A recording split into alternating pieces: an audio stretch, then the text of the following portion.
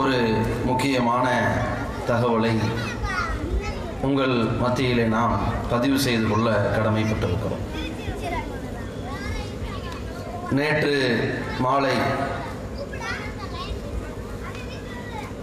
காஷ்மீர் தலைநகர் ஸ்ரீரங்கத்திலே புல்வாமா மாவட்டத்திலே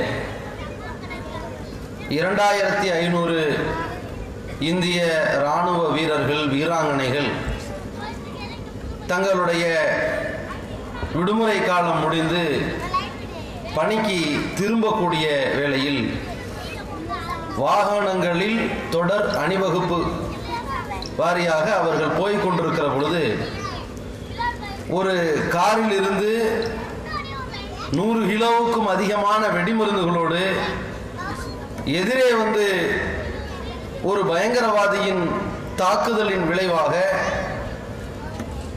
ஒரு வாகனத்தில் இருக்கக்கூடிய 40க்கும் மேற்பட்ட இராணுவ வீரர்கள் வீராங்கனைகள் இந்தியாவினுடைய பல்வேறு மாநிலத்திலிருந்து இந்த நாட்டின் பாதுகாப்புக்காக பாடுபட்டு கொண்டிருக்கின்ற அந்த வீரர்கள் அவர்களை ஓட்டி சென்றிருக்கின்ற ஒரு வாகன ஓட்டி டிரைவராக ஒரு இராணுவ வீரர் இருக்கிறார். அவர்கள் அத்தனை பேருக்கும் கமாண்டராக படை தளபதியாக நசீர் அகமது அவர்களும் அதில் இருக்கிறார். இப்படி 40க்கும் மேற்பட்டவர்கள் அந்த வெடிகுண்டு தாக்குதலில் சம்பவ இடத்திலேயே உயிரிழந்து விடுகிறார்கள். இன்னும் பல வீரர்கள் படுகாயம் அடைந்திருக்கிறார்கள் என்கிற செய்தியும் நேற்றிலிருந்து பரபரப்பாக ஊடகங்களில் பரவி இருப்பதை நாம் அறிவோம். இந்த கொடூரமான தாக்குதலில் யார் ஈடுபட்டு இருந்தாலும் அவர்கள் எந்த மதத்தை சேர்ந்தவர்களாக இருந்தாலும் சரி, இந்த கொடூர தாக்குதலை தமிழ்நாடு தௌஹீத் ஜமாத் வன்மையாக கண்டிப்பதோடு இந்த மனிதகுல விரோதிகளை, இந்த தாக்குதலில் ஈடுபட்ட இந்த காட்டு மிராண்டிகளை உடனடியாக கண்டறிந்து கடும் தண்டனைகளை அவர்களுக்கு பின்னால் இயக்கியவர்களுக்கு தக்க பாடத்தை புகட்ட வேண்டும் என்று தமிழ்நாடு தௌஹீத் ஜமாத் வலியுறுத்தி கேட்டுக்கொள்கிறது.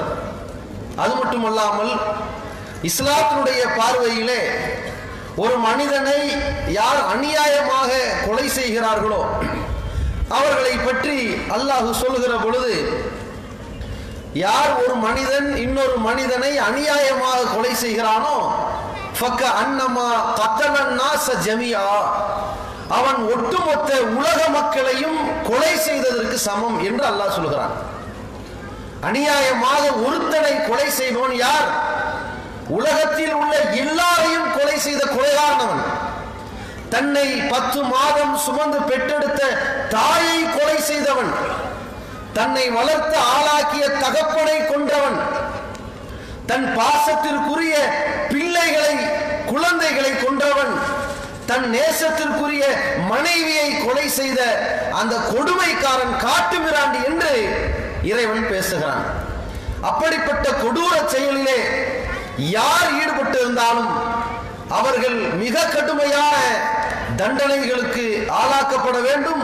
அதை ஏவியவர்கள், தூண்டியவர்கள், பின்புலமாக இருந்து செயல்பட்டவர்களுக்கு எதிராக அரசாங்கம் தீவிர நடவடிக்கை எடுக்க வேண்டும் என்று நாம் கேட்டுக்கொள்வதோடு, முஸ்லிம் சமுதாயம் மட்டுமல்ல, இந்த நாட்டில் வாழுகிற ஒவ்வொரு குடிமகனிடத்திலும் இராணுவ வீரர்களுக்காக அன்றாடம் நம்முடைய பொருளாதாரத்திலிருந்து ஒரு குறிப்பிட்ட வரி தொகையை கொடுத்து இந்த நாட்டின் பாதுகாவலை உறுதி செய்து கொண்டிருக்கின்ற இந்த நாட்டின் எல்லா குடிமக்களிடமிருந்தும் எழுகின்ற சில சந்தேகங்களை மத்திய அரசாங்கம் தெளிவுபடுத்த வேண்டிய ஒரு கடமை இந்த நேரத்தில் இருக்கிறது. கடந்த ஜனவரி 31ஆம் தேதி அமெரிக்காவுடைய புலனாய்வுத்துறை அதிகாரி டான் கோட்ஸ் என்பவர் ஒரு செய்தியை வெளியிடுகிறார். இந்தியாவிலே தேர்தல் வரப்போகிறது, அதிலே பாஜக 4.5 ஆண்டுகள் மக்கள் விரோத ஆட்சியிலே ஈடுபட்ட காரணத்தினால், ஓட்டுக்களை இழந்துவிட்ட காரணத்தினால் மீண்டும் ஆட்சியை பிடிப்பதற்காக மிகப்பெரிய அளவிலே கலவரங்களை திட்டமிட்டிருப்பதாக தகவல்கள் வருகிறது என்று சொல்லி இருந்தது. குறிப்பாக எல்லை ஓரங்களில் கடும் தாக்குதல் நடைபெறுவதற்கான முகாந்திரம் இருப்பதாகவும் அவர் குறிப்பிட்டிருந்தார். அவருடைய இந்த தகவலுக்கு எந்த விதமான பதிலையும் சொல்லாத மத்திய அரசாங்கம், வெளியுறவுத்துறை, உள்துறை, பிரதமர் யாருமே இதற்கு கள்ளமௌனியாக கடந்து சென்றார்கள். கடந்த பிப்ரவரி 8ஆம் தேதி காஷ்மீரில் இருக்கக்கூடிய உளவுத்துறை அதிகாரிகளும் அந்த மாநிலத்தினுடைய காவல்துறை அதிகாரிகளுக்கு, உயர் அதிகாரிகளுக்கு, உள்துறை செயலகத்திற்கு, மத்திய உள்துறைக்கு, அந்த ஸ்ரீநகர் பகுதி காவல்துறை அலுவலகத்திற்கு, இந்த புல்வாமா மாவட்டத்தினுடைய காவல்துறை அலுவலகத்திற்கு என்று ஒரு அறிக்கையை அனுப்புகிறார்கள். எக்ஸ்ட்ரீம்லி அர்ஜென்ட், மிக அதிபயங்கரமான அவசரமான ஒரு செய்தி இருக்கிறது என்று அனுப்புகிறார்கள். ராணுவ வீரர்கள் அவர்களுடைய பாதுகாப்பு பணியிலே ஈடுபடுவதற்கு செல்வதற்கு முன்னால் தீர விசாரித்து நிலைமையை அனுசரித்து விட்டு அங்கே செல்லுங்கள், மிக மிக பதட்டமான ஒரு சூழல் நிகழ்வதாக எங்களுக்கு தகவல் கிடைத்திருக்கிறது என்று சொல்லி பிப்ரவரி 8ஆம் தேதி செய்தியை அனுப்புகிறார்கள். இதை மத்திய அரசாங்கம் ஏன் ஆய்வு செய்யாமல் விட்டது? ஜம்மு காஷ்மீரில் ஒரு பட்டாக்கத்தியோடு உள்ளே தனித்து போகக்கூடியவனை கூட பிடித்து நிறுத்துகின்ற காவல்துறை, ராணுவத்துறை அதிகாரிகள் ஒரு வாகனம் நிறைய வெடிகுண்டுகளோடு ஒருத்தன் உள்ளே புகுந்திருக்கிறானே, ஆனால் அவனை உள்ளே விட்டது யார்? 8ஆம் தேதி உளவுத்துறை சொன்ன அறிக்கைக்கு நீங்கள் கொடுத்த மரியாதையும் மதிப்பு என்ன? இதற்கு மத்திய அரசாங்கத்தின் பதில் என்ன? அடுத்து ஒரு செய்தி வெளிவருகிறது. பிப்ரவரி 12ஆம் தேதி 2-3 தினங்களுக்கு முன்னால் மத்திய பிரதேசத்தில் போபால்ல பாஜகவினுடைய ஒரு தொழில்நுட்ப தீவிரவாதி தருண் சக்சேனா என்று சொல்லக்கூடியவன் பாகிஸ்தானுக்கு இந்திய நாட்டினுடைய சில ரகசியங்களை சொல்லி அனுப்புகிறான். பாகிஸ்தானில் உள்ளவர்களுக்கு அனுப்புகிறான். அவனை உடனடியாக காவல்துறை அதிகாரிகள் பிடித்திருக்கிறார்கள். அவனோடு சேர்ந்து 11 பேரை பிடித்திருக்கிறார்கள். இதை பாஜக பிரமுகராக இருந்து இதை செய்திருக்கிறவனை பிடித்திருக்கிறார்களே, இவன் யார்? இவன் பின்புலம் என்ன? பாகிஸ்தானுக்கு என்ன சொல்லி அனுப்பினான்? அங்கே உள்ளவர்களுக்கு என்ன தகவல் கொடுத்தான்? என்னென்ன துணுக்குகளை சொல்லி அனுப்பினான்? எந்தெந்த ரகசியங்களை கசிய விட்டான் என்று விசாரித்தீர்களா? ஏன் விசாரிக்காமல் அதிலே மௌனம் காத்துக் கொண்டிருக்கிறீர்கள்? பிப்ரவரி 8 காஷ்மீரில் ஏதோ ஒன்று நடக்க இருக்கிறதாக உளவுத்துறையும் சொல்லிவிடுகிறது. ஜனவரி 31 அமெரிக்காவும் ஒரு அறிக்கையை வெளியிடுகிறது.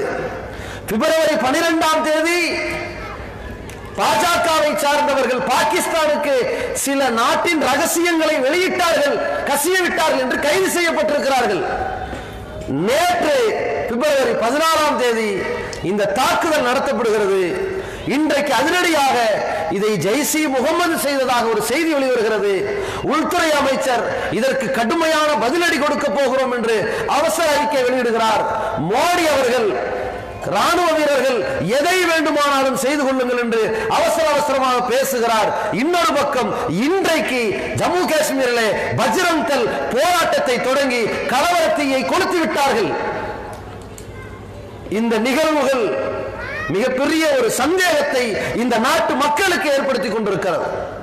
ஒன்று, ஓட்டுக்களை அள்ளுவதற்காக, மக்களை மனமாற்றம் செய்வதற்காக இந்த நாட்டிலே எல்லா மாநிலத்திலிருந்தும் ஒவ்வொரு பிரதிநிதியாக வந்திருக்கிற ராணுவ வீரர்களை வீழ்த்திவிட்டால் அந்த பாதிப்பு எல்லா மாநிலங்களிலும் பேசப்படும். இதன் மூலமாக பாஜகவிற்கு ஓட்டு கிடைக்கும் என்று ஏதேனும் சதி செய்திருக்கிறீர்களா என்கிற சந்தேகம் வலுத்திருக்கிறதை நீங்கள் தெளிவுபடுத்துங்கள். உளவுத்துறை தகவல் சொல்லியும் ஏன் மெத்தன போக்கில் இருந்தீர்கள்? 40 பேர் மேற்பட்டவர்களுடைய உயிர் சாதாரணமானதா? இந்த நாட்டினுடைய பாதுகாவலை உறுதி செய்வதற்கு போராடுகிற போராளிகளுடைய உயிர் அற்பமானதா? தெளிவாக புரிந்து கொள்ளுங்கள். ஆளுங்கட்சியோ எதிர்கட்சியோ தனிக்கட்சியோ யாராக இருந்தாலும் இந்த ராணுவ வீரர்களின் உயிரை வைத்து நீங்கள் ஓட்டுக்களை அள்ளலாம் என்று நினைப்பீர்களானால் மிகப்பெரிய அளவிலே இழிவையும் அழிவையும் தான் சந்திப்பீர்கள். மத்திய அரசாங்கம் இதன் பின்புலத்தில் இருந்தவர்கள் யார், என்ன செய்தார்கள், எப்படிப்பட்ட சதி திட்டத்தில் ஈடுபட்டார்கள் என்பதை உரிய முறையிலே விசாரிப்பதோடு இதற்கு நீதிமன்றங்களும் சரி, மத்திய புலனாய்வு துறைகளும் சரி, மற்ற கட்சியில் இருக்கக்கூடியவர்களும் சரி, ஊடகங்களும் சரி, எந்த மதத்தின் மீதும் சாயம் பூசி விடாமல் நடுநிலையான நேர்மையான பார்வையோடு இந்த பிரச்சனையை அணுக வேண்டும் என்று நாம் கேட்டுக்கொள்வதோடு, இந்த கொல்லப்பட்டவர்களுடைய குடும்பத்தார்களுக்கு நாம் வருத்தத்தை தெரிவித்துக் கொள்கிறோம். அவர்களுடைய குடும்பத்தாருக்கு வல்ல இறைவன் மிகப்பெரிய ஒரு அமைதியை ஏற்படுத்த வேண்டும் என்று கேட்டுக்கொள்கிறோம். அந்த பாதிக்கப்பட்டவர்களின் குடும்பத்தவர்களுக்கு தக்க நிவாரணத்தை வழங்க வேண்டும் என்றும் இந்த நேரத்திலே அரசாங்கத்திடத்திலே கோரிக்கை வைத்துக் கொள்கிறோம்.